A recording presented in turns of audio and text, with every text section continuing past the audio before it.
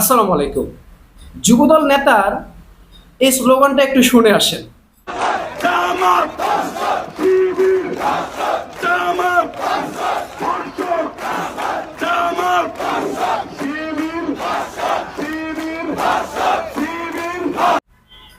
কি শুনলেন?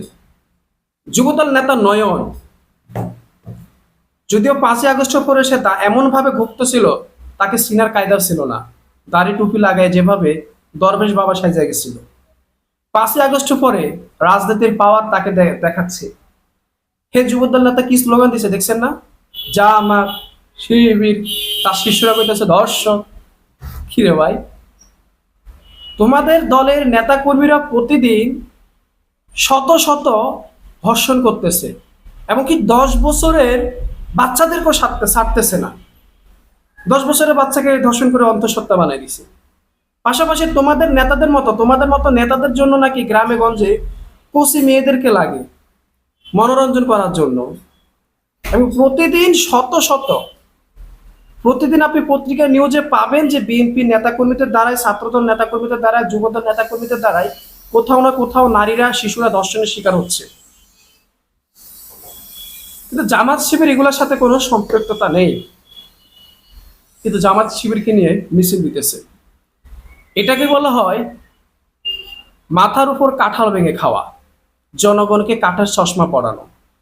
কিন্তু এই ধরনের নেতারা ভুলে গেছে যেটা 1990 দশকের রাজনীতি না রে ভাই, যে তুমি জামাত শিবির ধর্ষক মিছিল করলা আর জনগণ সব বুঝা নিল, জনগণ মাইনা নিল, তা তো হতে পারে না। জনগণ দেখতেছে নিউজের পাতায় কাদের ধর্ষণের নাম আসতেছে, জনগণ দেখতেছে নিউজের পাতায় কারা এই জঘন্যতম কাজগুলোর সাথে জড়িত। এরা মূলত ধর্ষণের সংজ্ঞাটাই পরিবর্তন করে ফেলতেছে।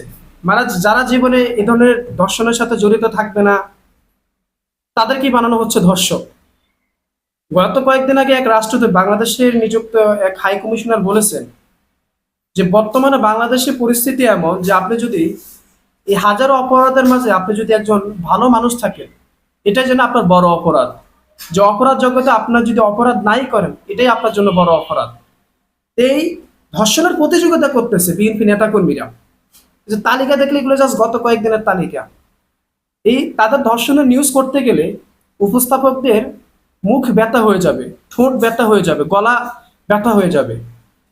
এমন বিদ্যুৎ গতিতে তারা এই জঘন্যতম কাজগুলো তারা প্রতি মুহূর্তে চালাচ্ছে। আর এই নয়নের মতো নির্লজ্জ ব্যক্তিরা আইসা স্লোগান দেয়।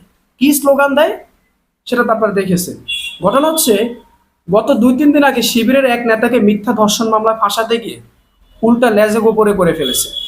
ঘটনা কি, শিবির নেতাকে প্রথমে ঘুম হয়েছে, এটা নিউজ যখন ছড়িয়ে পড়ে, যে সবাই যখন বলা শুরু করছে যে আবারও কি ঘুমের সংস্কৃতি ফিরে আসছে কিনা, পরবর্তীতে ওই নেতাকে মুমূর্ষু অবস্থায়, অজ্ঞান অবস্থায় রাস্তার পাশে ফেলে দেয়।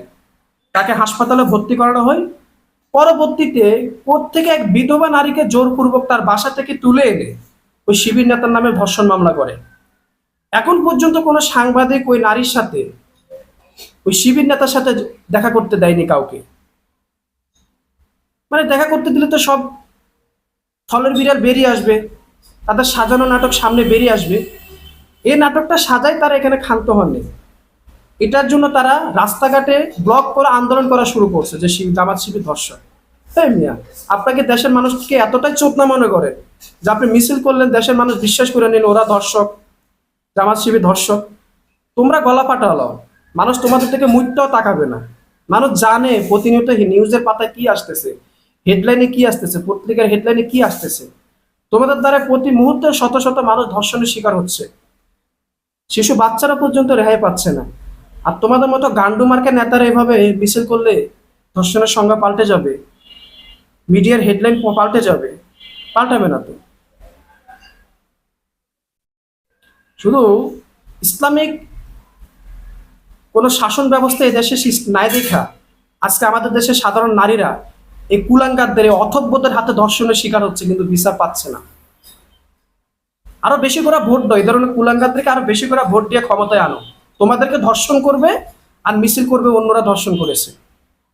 এদের চরিত্র এতটাই জঘন্য, এদের রাত হলে উলঙ্গ নারী এবং মদ ছাড়া এদের রাত কাটে না।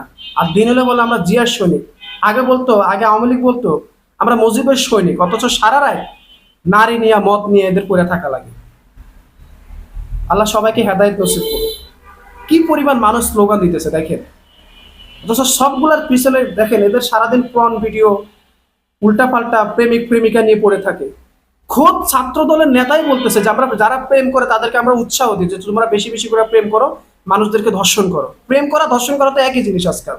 আর ছাত্র শিবির সেখানে বলতেছে তাদের নেতা কর্মীদের কেউ যদি প্রেম ঘটিত কোনো সম্পর্ক থাকে, সাথে সাথে তাকে দল থেকে বহিষ্কার করা হয়। ধর্ষণ তো যায় দূরের কথা, প্রেম, তথাকথিত প্রেমের ঘটিত কোনো সম্পর্ক থাকলে দল থেকে বহিষ্কার করা হয়। আর ছাত্রদল ওই যে আমানুল্লাহ আমান, প্রধানমন্ত্রী কামান, এই ওদিন টক শোতে কইতাছে যে প্রেম করলে আমরা আরো উৎসাহ দিই। কারণ তারা বিয়ে করবে না, প্রেম করে অন্যের মেয়েদেরকে নষ্ট করবে, শেষ করে দিবে। আইসে বেটা ধর্ষণের ইয়া করতে বেটা ফাউল কোনাগার।